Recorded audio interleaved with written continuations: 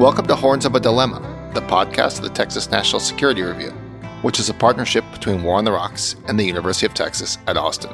My name is Aaron Stein, Chief Content Officer at War on the Rocks, and what follows is Marc Selverstone moderating a discussion with Francis Gavin, Sheyda Jahanbani, and Fredrik Logevall about Lyndon Baines Johnson and his role in foreign policy during his presidency. And it's based upon the new book, LBJ's America, The Life and Legacies of Lyndon Baines Johnson. Enjoy the show. All right. Good afternoon, everyone, and welcome. My name is Mark Lawrence. I teach in the history department here and serve these days as director of the LBJ Library. And it's my real honor to welcome all of you and, of course, our guests up here on the stage. Honestly, I've been looking forward to this event for a really long time. And part of the reason for that anticipation is that this is a chance to call attention to the new book that is just out, LBJ's America, to which all four of these scholars up here on the stage contributed. I had the privilege of editing that. And if I could just give you a small preview of a coming attraction this evening, I hope some of you will find your way over to the LBJ Auditorium, where we'll continue the conversation about LBJ's America with some other scholars who will address different dimensions of LBJ's domestic legacy. But today, of course, is our opportunity to focus in on Lyndon Johnson's foreign policies and the international history of the 1960s. And I'm really excited for another reason as well to be here today, and that is the people up on this stage who contributed wonderful chapters to this book that I just mentioned, and are friends going a very long way back. And it is great to have you all here in Austin. Welcome. And I can't wait to hear what you all have to say. There is a lot that I could say by way of introducing these four characters who are enormously accomplished, but I'll keep it brief in the interest of getting down to business really quickly. Here, immediately to my left, is Marc Selverstone, who will moderate the panel discussion this afternoon. Marc is director and professor of presidential studies at the University of Virginia's Miller Center for Public Affairs. Among his books is most recently The Kennedy Withdrawal, Camelot and the American Commitment to Vietnam. It's also important to point out that Marc has been one of the key players in the Miller Center's longstanding project to process, to make available, to publish the presidential recordings. And of course, there are spectacular recordings of Lyndon Johnson on the telephone that are a major source for any scholar interested in the Johnson period. To Marc's left is Fred Logevall. He is the Laurence D. Belfer Professor of International Affairs and Professor of History at Harvard University. He's the author of 11 books, and I'll just mention his most recent, JFK, Coming of Age in the American Century, 1917 to 1956, a truly remarkable book, and just the first volume of what promises to be, what is already the definitive biography of John F. Kennedy. Fred, a few years ago, as many of you will know, won the Pulitzer Prize for Embers of War, the Fall of an Empire, and the Making of America's Vietnam. To Fred's left is Sheyda Jahanbani. Sheyda comes to us from the University of Kansas, where she's Associate Professor of History, and she is author very recently of The Poverty of the World, Discovering the Poor at Home and Abroad, 1940 to 1970, hot off the press. Copy up here. It looks fantastic, Sheyda. Congratulations. And to Sheyda's left is Frank Gavin, who is the Giovanni Agnelli Distinguished Professor and the Director of the Henry A. Kissinger Center for Global Affairs at Johns Hopkins SAIS. Previously, Frank was Frank Stanton Chair in Nuclear Security Policy Studies at MIT, and before that, for many years, a decade or more, 13 years, a professor here at UT Austin. So if you feel like you've seen Frank before, you probably have. He was a very distinguished member of the faculty at the LBJ School for several years, right around the time I arrived on campus. It's wonderful to have you back, Frank. It's wonderful to have all of you. Thank you for being here. And with that, I will turn things over to Marc. Thank you. Thanks so much, Mark. Thanks to the Clement Center for sponsoring this, hosting our conversation today, one that I'm really looking forward to. And again, a particular thanks to the Johnson Library, the Johnson Foundation, We at the Miller Center have worked very closely with both. As Marc indicated, it's been a wonderfully fruitful relationship. And the public service announcement dimension of my opening remarks, I just want to highlight the fact that you can all listen to the Johnson tapes for free, many of them at lbjtapes.org. It's particularly good for classroom use. If you're teaching undergrads or some perhaps secondary school folks in the audience, maybe not, but we're hoping that those tapes become part and parcel of the curriculum nationwide. In fact, that's one of my goals, to make sure that everybody can get a chance to sample them. With respect to LBJ, many of those conversations that are available for free focus on Vietnam. We've got about 25 right now, snippets 4 to 5 minutes long, that take the story from 1964 straight up through 1968, and we traverse the world as well. 20-some-odd conversations, Panama, Cuba, the Six-Day War, arms control, on and on. So it's a really rich resource, and I hope you have a chance to avail yourselves of it. And finally, in terms of a PSA, I would note that today, November 2nd, in commemoration in some ways of the 60th anniversary of Ngo Dinh Diem's death, the former president of South Vietnam, the Miller Center is finally publishing our long-awaited volume on Kennedy and Vietnam. So for all of those who are still writing on JFK, you have some opportunities to dive in and listen to 15 hours of conversation, 26 some odd transcripts that shine a light on JFK unlike we've seen before, because I think 15 of those conversations are the only records we have of those specific meetings. Some of them are highlighted in oral histories, but there are no memcons. And so the opportunity to get right in and hear how policy was made, how power was used, is really quite a gift to all of us. So thanks to the presidential libraries for being custodians of those, and particularly to the LBJ Library for helping us out so much.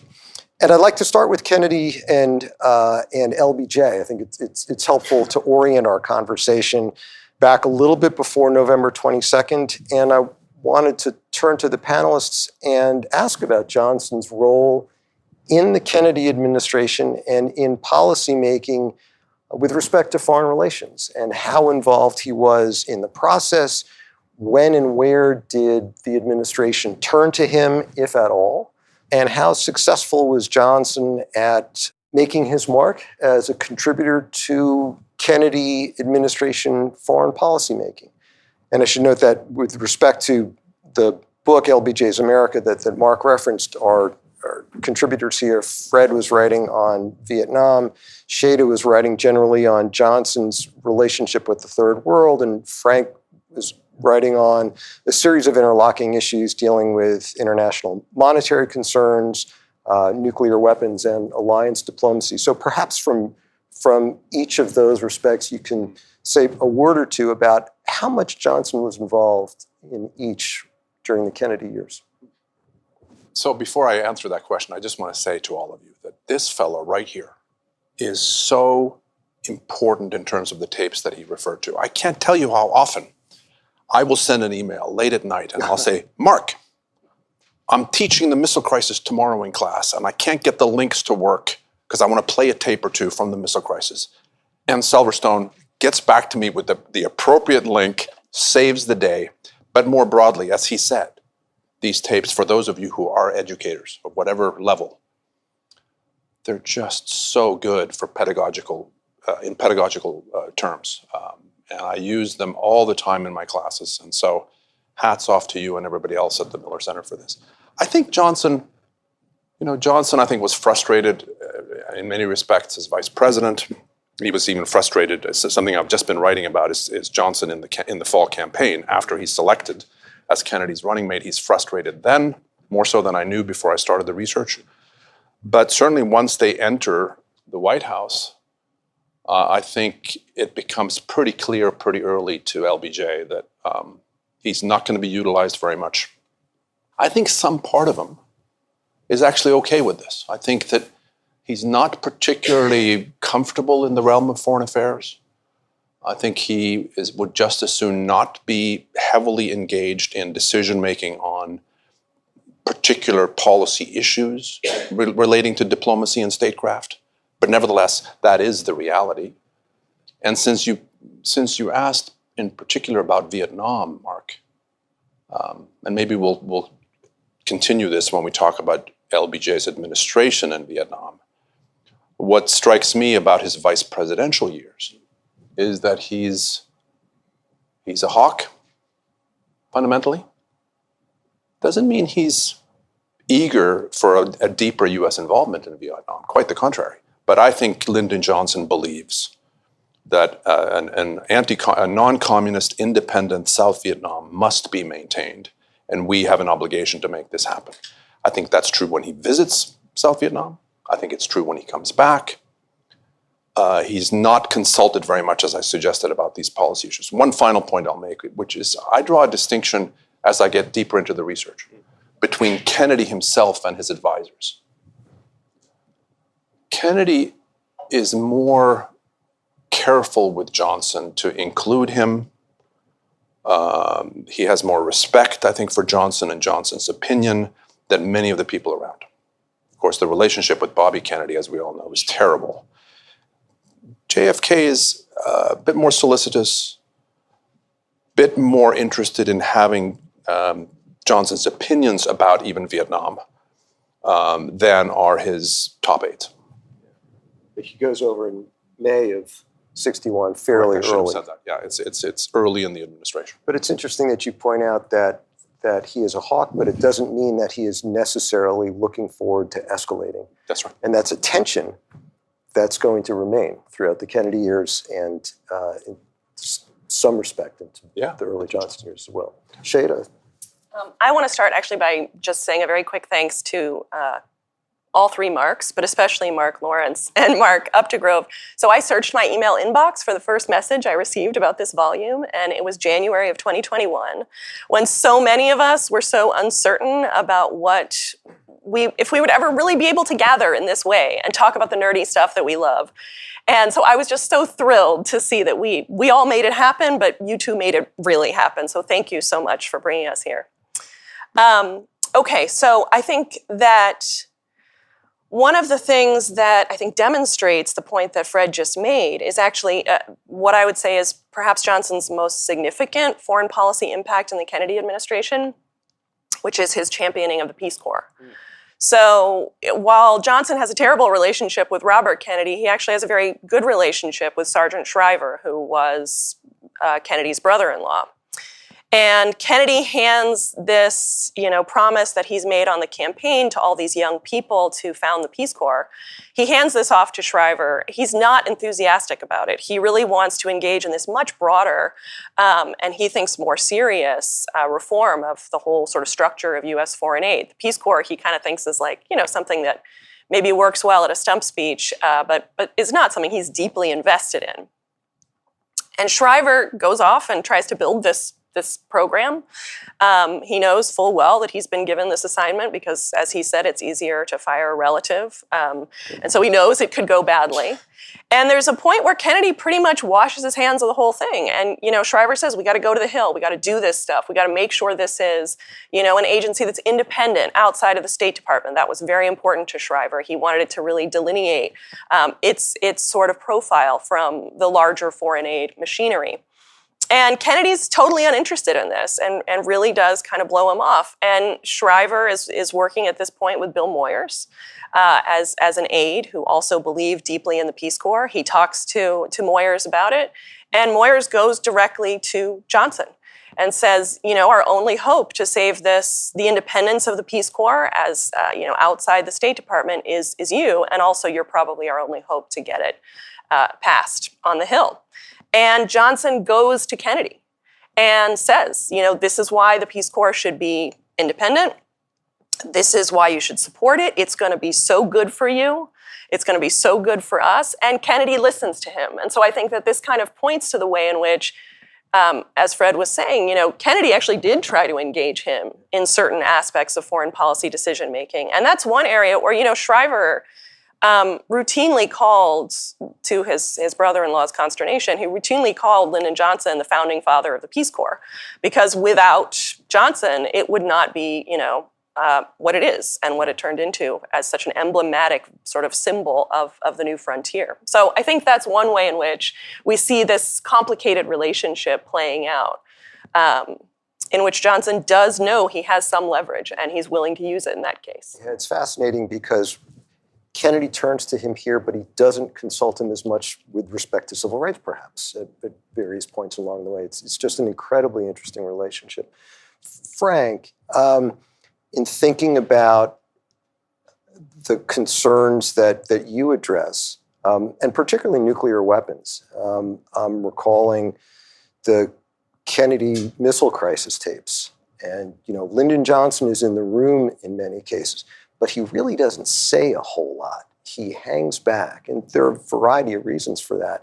But it is a window into Johnson's role, the way that others looked upon him within the Kennedy crowd. Does that have any significance at all going forward?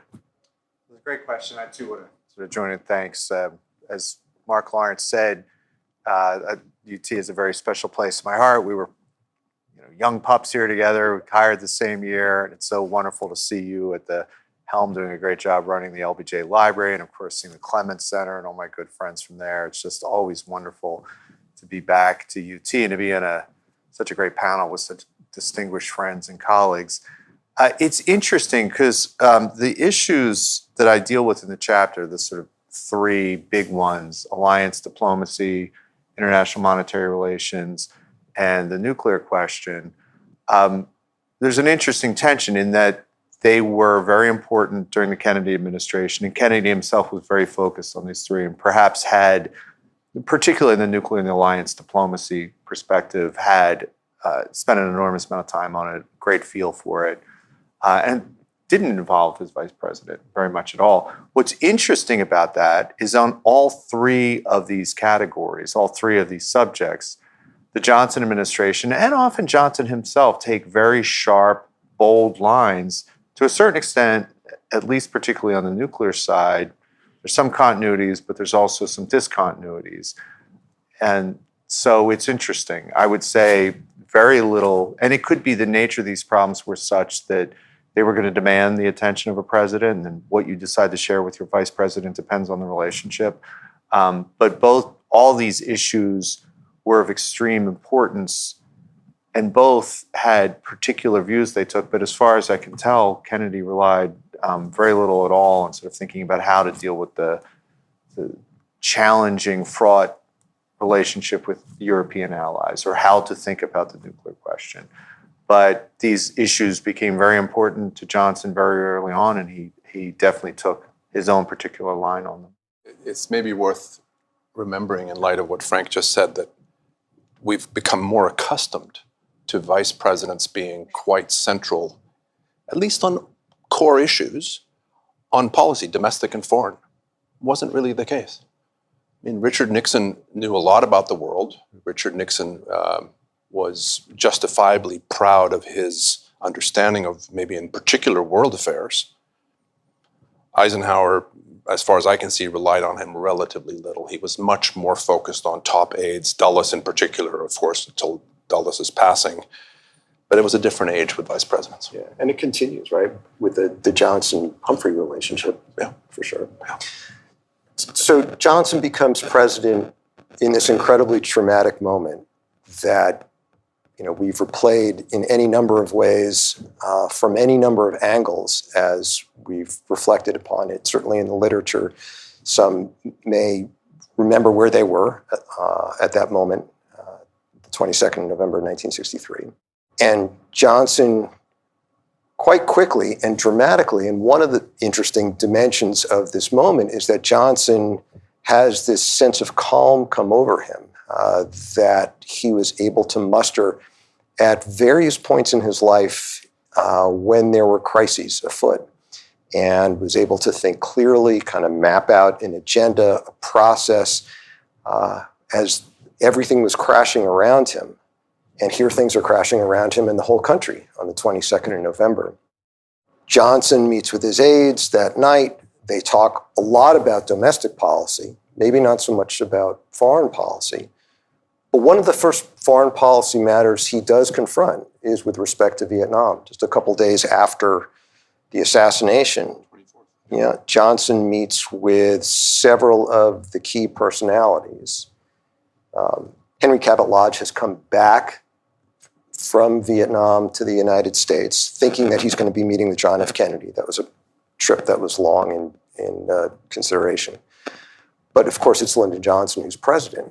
And it is at that meeting that director of the CIA, John McCone, says, is when he first got a sense of the Johnson tone on Vietnam.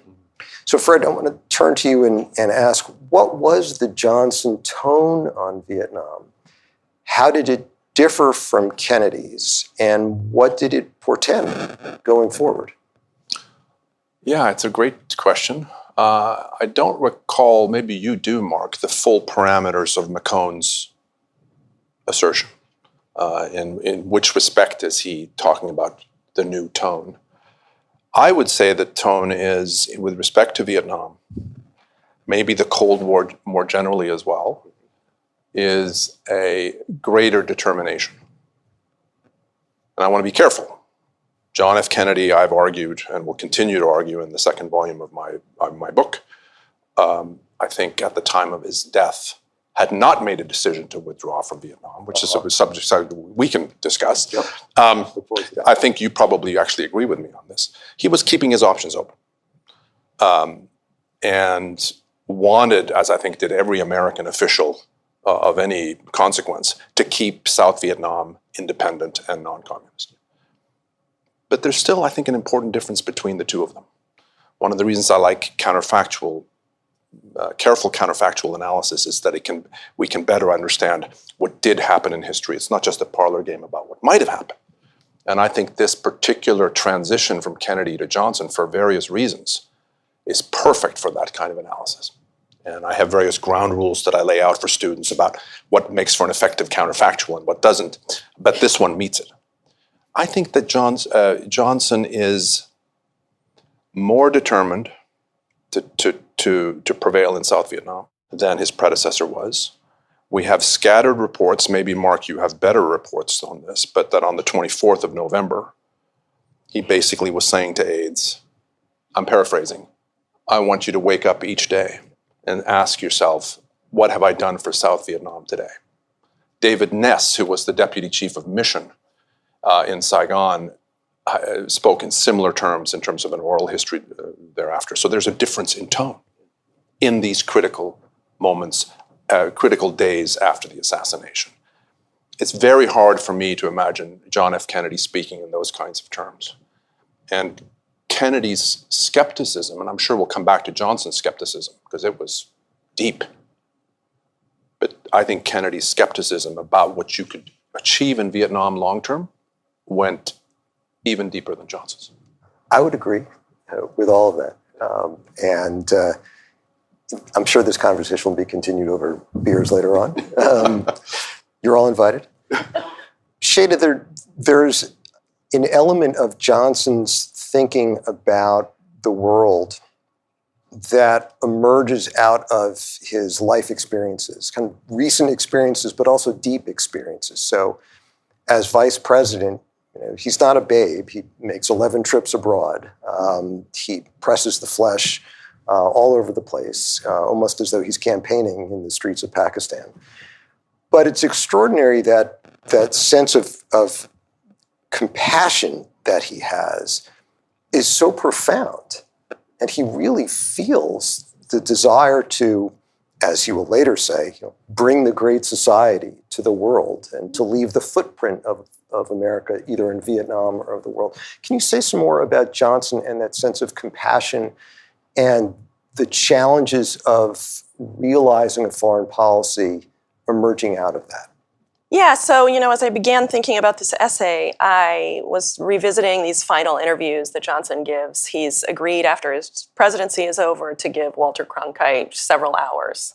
And, it's going to be combative. And there's the Vietnam episode, which is extremely combative. He's defensive. He's just rigid. He's the Johnson that, perhaps we know most unfavorably. And then the very last interview is on civil rights. And it's like a completely different person almost. It's someone who is willing to reflect on his own shortcomings. He's honest and open and vulnerable, and not in that sort of seductive way that Johnson could, use that sort of tactically. It actually feels very authentic. And that really struck me as sort of an odd paradox, somebody who could be reflective and could also express compassion and empathy for people who were criticizing him, which, by that last interview, he was being asked by Cronkite about, Black Power activists and members of the civil rights community who had criticized what he had failed to do. I was really struck by the contrast between that and his inability to think through the same lens when it comes to Vietnam. And so that sort of got me thinking about really Johnson's use of compassion, which is something that comes up in several different contexts. He articulates that as an objective of his in his foreign and domestic policy, that he will govern with compassion. I think it's very self-serving as a historian to blame somebody for their lack of historical thinking.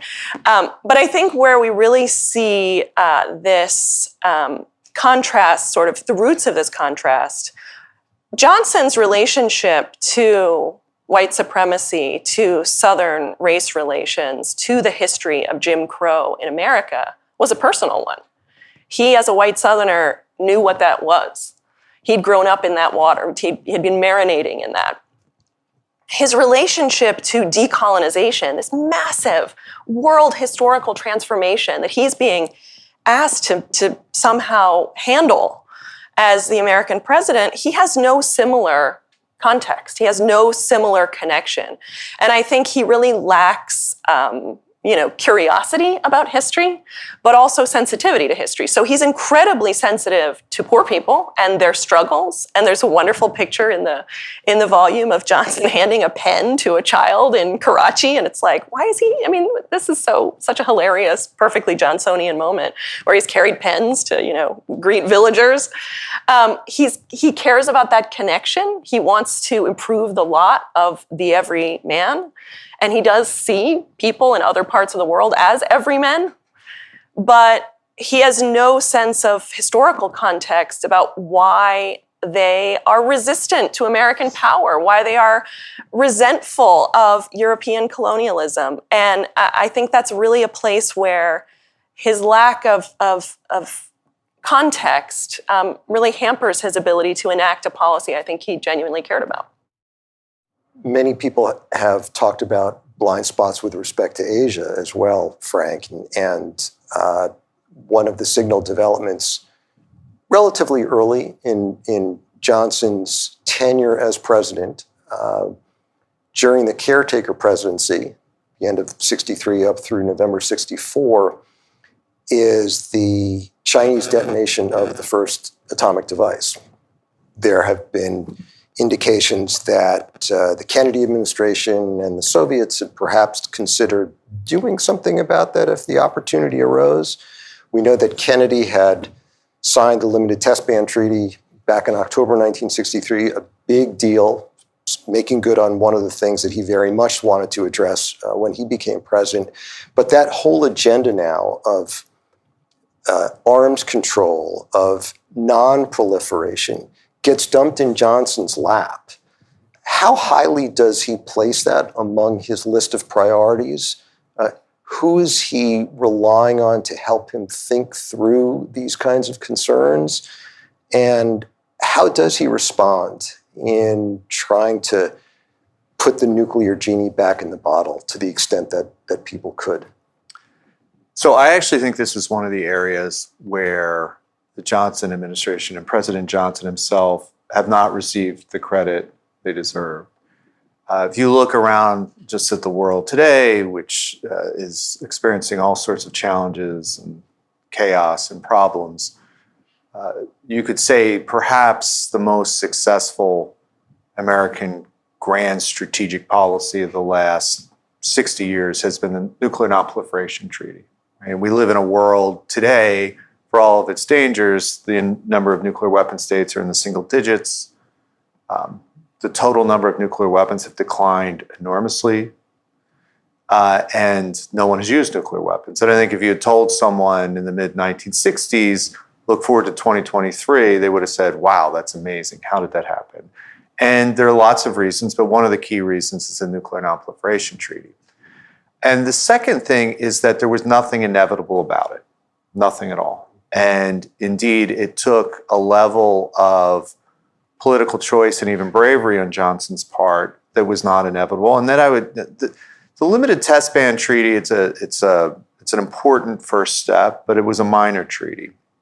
And your mentioning of China's detonation of a nuclear device in October 1964, there was, Johnson put together a committee, the Gilpatrick Committee, produced an extraordinarily far-ranging report. There's a fascinating story behind it about how Gilpatrick ends up leaking it to Bobby Kennedy. It's the first speech on the floor of the Senate. So people don't really associate some of the things that happen in it with what happens later. It's a fascinating story. But the main thing that's most important is that the United States faced a choice whether or not limiting the spread of nuclear weapons would be a priority or not. You'd say, well, it should obviously be a priority, but the challenge is, if you make it a priority, what does that mean? What it means is that the only way you're going to successfully have non-proliferation is if you cooperate with your adversary, your deep ideological and geopolitical adversary, the Soviet Union, because you can't do it by yourself. And the target of your non-proliferation efforts are going to be your friends often. West Germany, Japan, Australia, Sweden, all sorts of countries which we forget had sometimes rudimentary, sometimes secret, sometimes more advanced nuclear weapons programs. Sweden had a nuclear weapons program in the mid-1960s. Australia had one. The Israelis had one, right? And there's a whole interesting story there. Yeah. And Johnson, there was a divide in his administration between those who might be seen as the kind of old Cold Warriors, people like Dean Rusk, people like John McCloy, who thought it is crazy to seek nuclear nonproliferation. When in human history has any state been able to limit the spread of a technology, particularly one that solved their core security interests? You get nuclear weapons, you don't get invaded. That's a pretty powerful incentive to have. And they thought this was crazy. They thought that, people like, even George Ball said, had memories of the interwar period when if you try to limit countries from getting what they want, you'll just build resentment. A lot of the experience with France. And there was a younger crowd, a newer crowd, people like William Foster, people in the arms control world who said, no, there's an opportunity here. And Johnson sided with them. And at some political cost and at some political risk. And it involved a lot of negotiation. You had to work with the Soviets. You had to find a way to get your allies on board. This was a time of real deep distrust in the Atlantic Alliance. This did not help. And Johnson tipped the scale heavily on seeking this. And for any number of reasons, signed in the summer of 1968, it's a month before the Soviets move into Czechoslovakia, Vietnam's raging, all sorts of issues. It doesn't get the attention it deserves. But you could arguably say, if it's the most successful foreign policy in the last 60 years, and it happens in the Johnson administration's watch, and it was not inevitable, and it involved, I could make a case that Kennedy might not have pursued it, right? And Nixon certainly wouldn't have pursued it. That it's a part of Johnson's legacy that's underappreciated and one that he was very involved in. Yeah, it's the bright light of Vietnam, which is blinding, of course, and for all the right reasons, obscures some of this other history that arguably, I suppose, has a longer tail in some ways than Vietnam does, and that's certainly an interesting consideration in the long sweep of Johnson's role and Johnson's place in the long sweep of U.S. foreign relations. But back to Vietnam, Johnson is desperately trying to get to November 1964 without escalating the war. There are challenges in him doing so. Planning is going on for what might happen if they have to go bigger. He does act in August of 64 in the Tonkin Gulf, when there are these murky incidents that take place. And after the second such incident, Johnson decides to engineer this congressional resolution to give him the authority to move forward. And, oh, by the way, launches 64 strikes on North Vietnam that night. Is Johnson thinking at that point that I'm going to have to do more of this pretty soon?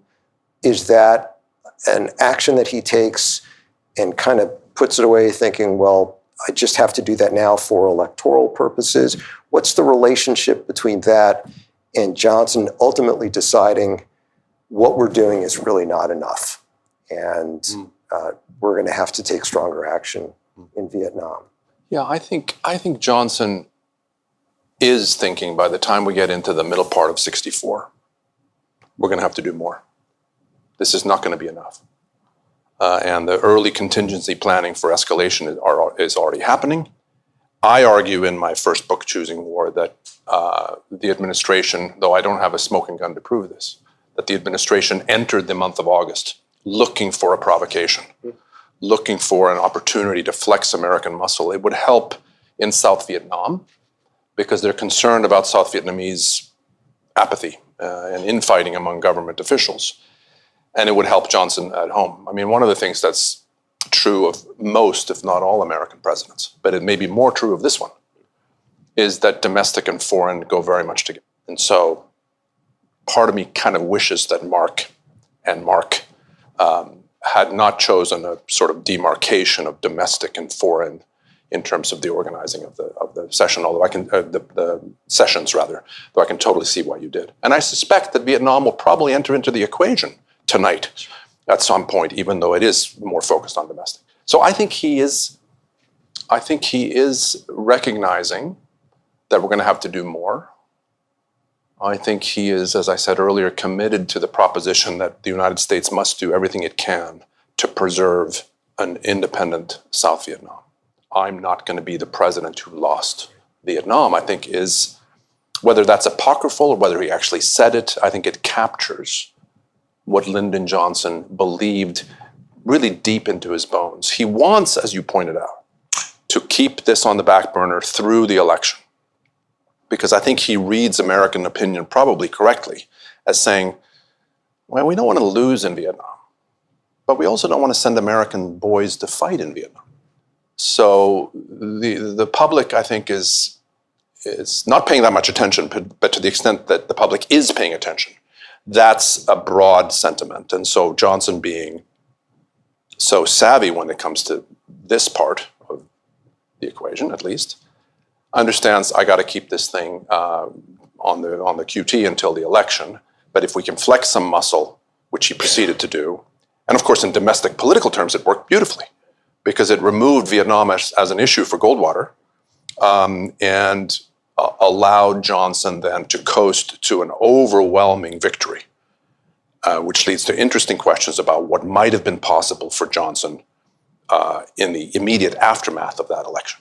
So that moment in February of 65, when he gets a memo from Hubert Humphrey, this is the year of minimum political risk, that's the time when he might have opted for a different path, as opposed to, say, sometime earlier in 64, that his historical path, and for Kennedy for that matter as well, they were traveling down parallel tracks here. They were to a degree, although I would say, I would not quite go that far. In other words, I think that Lyndon Johnson has legitimate options, not only in hindsight, but in the context of its time, in 1964. I mean, what's so striking about this remarkable individual is that we have tapes in which he expresses his deep misgivings. To pick one example, McGeorge Bundy in May of 64, so it's in this earlier period. Yeah.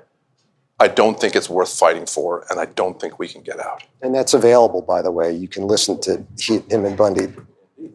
I came across more recently, and I'm almost done. I came across more recently a similar comment he made in '66. My friend Steve Atlas brought this one to my attention. This one is to Eugene McCarthy, early '66. LBJ says, and I think this is an exact quote, "I know we oughtn't to be there, but I can't get out." Some part of me, Mark, thinks that that argument is more powerful in early '66 because you've got a lot of Americans who have lost their lives. Yeah. You now have to justify those losses. I think in '64, Americans are barely paying attention, even into early '65, especially given Humphrey's arguments and other people's arguments whose opinions should have mattered. He had options. I know we oughtn't to be there, but I can't get out. I can't be the architect of surrender, which is what he follows up that line with, which is remarkable. Yeah, Sheyda. I just want to build on that a little bit because I think your point about the relationship in Johnson's mind between foreign policy and domestic policy is so relevant. I think also we really cannot forget that his ambitions in terms of domestic policy were extraordinary. He wanted to, in a non-crisis context, exceed the achievements of the New Deal. So I think, this is where Kennedy had some ideas, he had some kind of vague principles, but he didn't have a program of domestic reform that he wanted to, prioritize. And he didn't think of himself in those historical terms as having revolutionized the United States. And so I think what's interesting about Johnson is he actually has a vision of what he wants to do. And so the stakes for him, I think, are much higher. And, he knows that he's also steeped in the Truman experience in a way that I think Kennedy was perhaps not. And so he knows what you can lose if you make a misstep. This is such an interesting point, Sheyda, which I don't think I've thought of until right now, that Johnson has these ambitions domestically that Kennedy doesn't have. That part, I think we can agree on. But it's in some ways the reverse in foreign policy.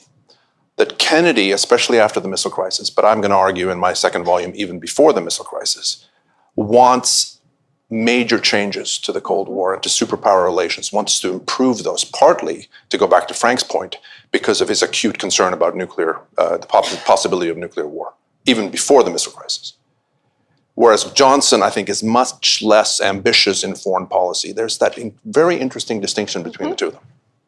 Not only less ambitious, but less supple in his thinking, less sophisticated in his thinking. Sheyda, you spend a fair amount of time addressing Johnson's kind of mental maps in a way, and the way that he approached the world and the difficulties he had in understanding those people who are not like us. And he seemed to avail himself of those mental shortcuts, whether they're no more Munichs or look out for those falling dominoes. And he was hardly alone in that. But they seemed to come to him fairly easily. And you can also hear this on the tapes when Johnson is kind of laying out the reasons for why he's going into Vietnam. In fact, I would point to one in particular when he's speaking to Martin Luther King in early July '65, in which he situates Vietnam in the long history of the Cold War. We didn't let the communists take over these people's countries, whether it's Turkey or Iran or whatnot. But there's a rigidity to his thinking. And where is that coming from? I think there's been a kind of claim in biographies that he just kind of didn't understand the world, and so he was sort of incurious and insecure. And I don't necessarily think that's the case. I do think that, another thing in reading, Fred's biography of Kennedy, the first half, one of the things that strikes me about Kennedy is he was actually a fairly patient person in terms of his ability to deliberate and think. And he kind of liked holding back a little bit and considering. And Johnson is a very impatient person. And I think the tapes are extraordinary, partly because you feel it. You feel his impatience. And so when there is complexity and nuance, and he doesn't feel like he kind of can make a decision efficiently, it's almost like you feel his resistance and his willingness to fall back on what all the smart people are telling him and what he's been hearing for, 2 decades as somebody living in Washington. So I think in a way he really is a prisoner of the kind of military containment doctrine. It gives him a place to go mentally.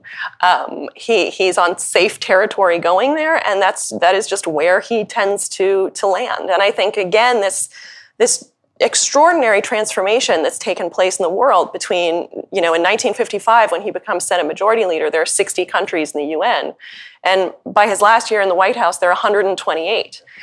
This is a really dramatic and complex historical phenomenon that requires a kind of nuance and patience that I just think he doesn't have. And yet he does have a menu of options that kind of plug into these instantaneous, urgent decision points. And it's particularly with those newly independent countries in the developing world, or the third world as it was called, that Johnson was having so much trouble. But he does find success with Europe. And Frank, you are penetrating in your description of Johnson's really great success at helping to manage alliance diplomacy during these tough years in the mid-1960s, when there are challenges from the French about wanting to get the Americans out. There are challenges from the West Germans who feel as though they're not being respected as much and might desire some more autonomy within the alliance, particularly if there's a possibility of gaining nuclear weapons. Johnson is successful there, and I think you highlight that in ways that, again, we haven't perhaps appreciated as much, and not successful with respect to the third world. Why is that the case? So it's an interesting question, and I would say one of the things, especially for the younger students here, that we have a tendency to forget, particularly as NATO is very much in the news right now for its role in helping to buttress Ukraine and against the invasion from Russia and its expansion and deepening, is that this was not expected to be a permanent arrangement. Right? No one thought the idea that America would keep troops in Europe providing security was ever considered a permanent solution to these problems. It was supposed to be a temporary bridge. It was something that certainly Truman, Eisenhower, even Kennedy, and thought about it. And Johnson confronted a Europe that faced sort of an ironic crisis in some ways. One, somewhat because of the things that Fred nicely laid out about Kennedy's desire to reduce the tensions of the Cold War. When you reduce tensions, alliances weaken. Right? Alliances are strong when you face a common threat. We can cooperate with Stalin during World War II when we're fighting the Nazis. When that is over, it's almost an ironclad law of alliances that alliances weaken. And as, ironically, the relations with the Soviet Union improved, the alliance was going to face challenges. You were going to have those, for lack of a better term, junior partners, as you said, looking to sort of flex their own muscles. So that was kind of point one. Point two, for a variety of historical reasons, the defense of Western Europe was based on the American nuclear umbrella. And as the Soviet Union started developing strategic forces that were of equivalent strength to the United States, the whole question of parity was going to generate issues of what should nuclear strategy be, should nuclear proliferation be an issue. That was going to generate tensions. And the final one, which is where I think Johnson really shone most brightly, was in every major European power, there was a leader that was challenging, right? De Gaulle's the most obvious one, but I think, as anyone knows who spends any time with Lyndon Johnson, he may have disliked Harold Wilson more, right? And found this was a period of constant British crisis, financial side, geopolitical side, and he was a thorn. There was, of course, the first meeting that Johnson had with the foreign leaders with Ludwig Erhard, down at the ranch, and Erhard was kind of a mess. And so Johnson had a political instinct in dealing with all three of them that his advisors often didn't have, right? And so with de Gaulle, he recognized, just ignore him, right? He was causing these problems. I don't want to give him the air, the attention. I don't want to. Dean Rusk was constantly saying, well, you want us to leave Europe? Should we take those soldiers that are buried in France, take them home with us too? And LBJ had that quote, if someone asked me to leave, I'd take my hat and go. He knew not to get in that fight. He knew when to push. The West Germans had always been very, very good, Adenauer in particular, at sort of playing and pressuring the Americans and saying, well, if you don't support us, there's really bad stuff behind us. He knew how to handle that and take care of that. And so it was not a period of particularly happy transatlantic relations, but you can run the counterfactual, a similar counterfactual to the one that Fred suggests, where NATO is even more severely weakened, where the French assaults on it are successful, that the British desire to do their own thing, the crisis in West Germany does generate problems. And you, by the end of the 60s, have a NATO that's somewhat stronger. They go through the Harmel Report, they develop a new strategic concept, they've sort of been revived, which is important, right? You can imagine scenarios where, Kennedy got along terribly with all the major European leaders in 1963, because in order to do what Fred said, to get that détente, he had to often work against European interests. Johnson actually did that in a way that he was aware of that tension. He wanted to see the same diminution of tensions, but he also was perhaps a little more aware that these leaders all had their own domestic politics that he could be sensitive to. So that might be one reason why he may have had a more intuitive sense of what their domestic politics looked like than perhaps domestic politics in other parts of the world. Can I ask a quick follow-up of Frank? So to what extent, in terms of the things you've laid out, is this Johnson, Frank? Let me start over. It's a little harder to see Johnson poring over memos, documents pertaining to arcane matters of alliance politics than it is to see maybe Eisenhower doing so, Kennedy doing so, or Nixon doing so. So to what extent do you think that we should also not fail to recognize Dean Rusk or perhaps George Ball? If Johnson himself, as you say, is underappreciated in these domains, is he getting a lot of this from his team? I'm going to slightly disagree. My favorite set of papers in Marc's library are Francis Batour's paper, someone who I think the last time we all met you had a debate with.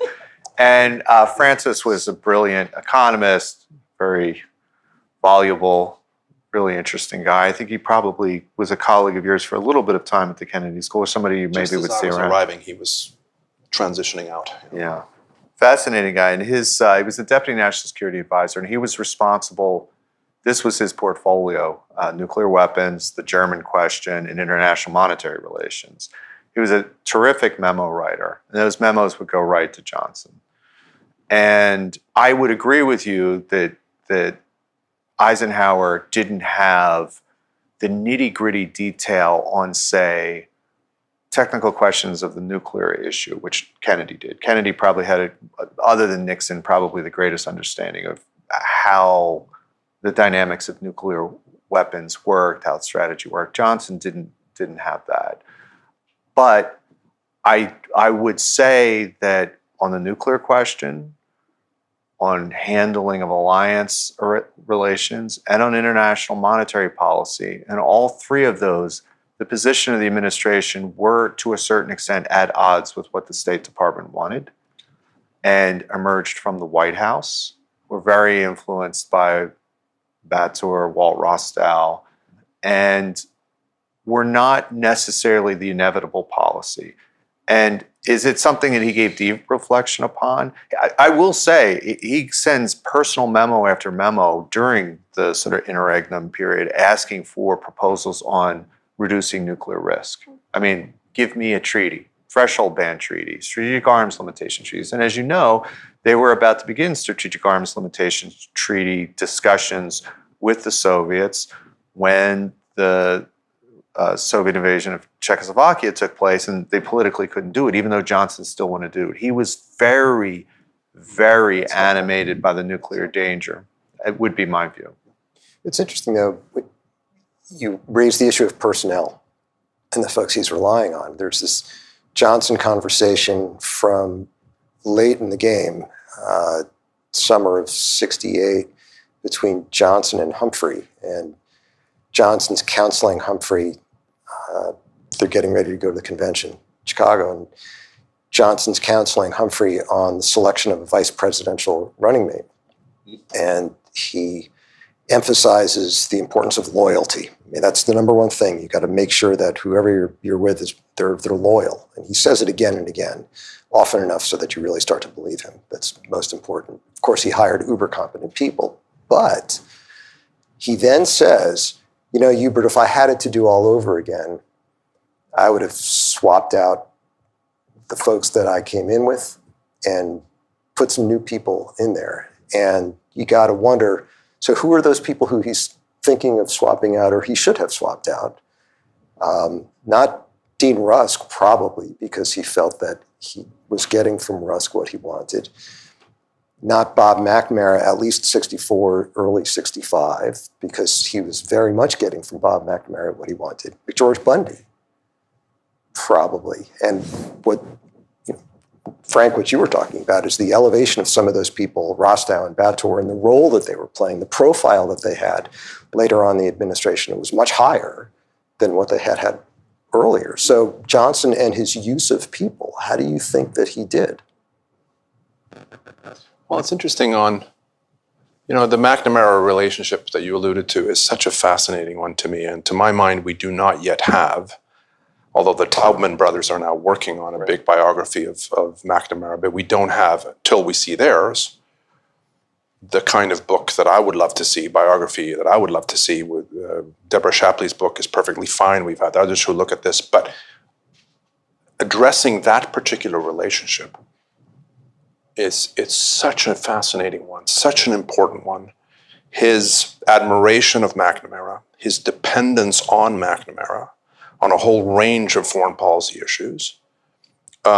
It's hard to exaggerate, I think, how important McNamara was. And if I'm right, which I may or may not be, namely that McNamara was not a true believer on Vietnam, even though he's an architect of the Americanization.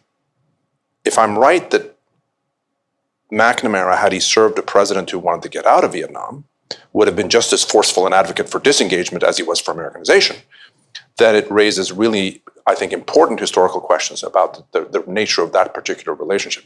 So that's just one of these advisors that I think that relationship is so consequential, so interesting, and more to be said about it.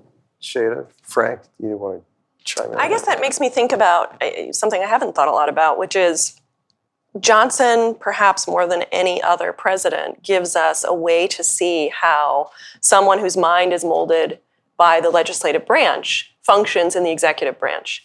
And, we were chatting about this last night. There are not a lot of biographies that really fly off the shelves about great legislators. So he's our kind of closest, I think, handle on that. And I wonder about his sort of administrative philosophy and how he's never had a staff this big. He's never had to listen to this many people. Even his Senate office was a pretty tight-knit group of key individuals who he relied on for everything. So I'm wondering also if part of what's going on there is he kind of doesn't really know how to build a team in the way that someone in the executive branch after 1947 has to be able to do. And so the managerial skills are not there in the same way that somebody like Kennedy learned how to mobilize them.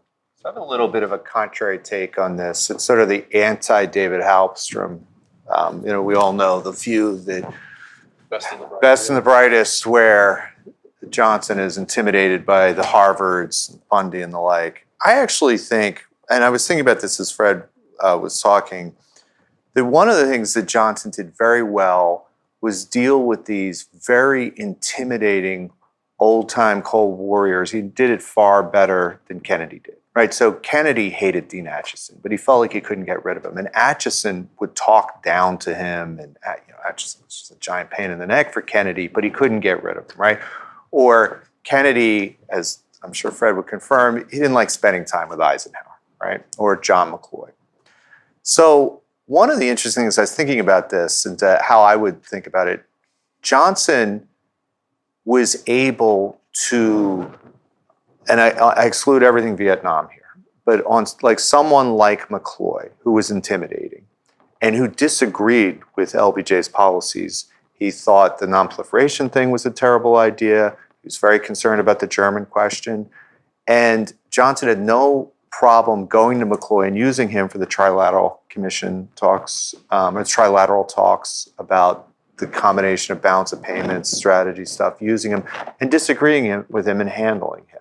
And it's the same with Acheson. It's the same with Eisenhower, who he met with all the time. He was not intimidated by these people.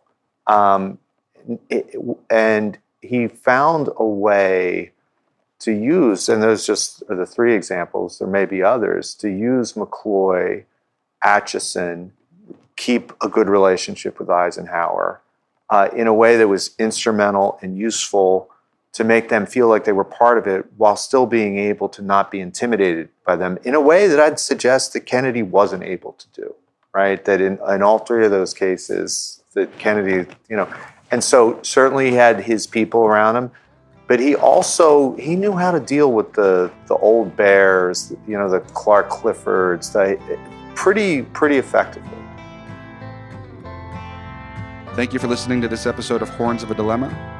Do not forget to read the Texas National Security Review, which you can find at tnsr.org.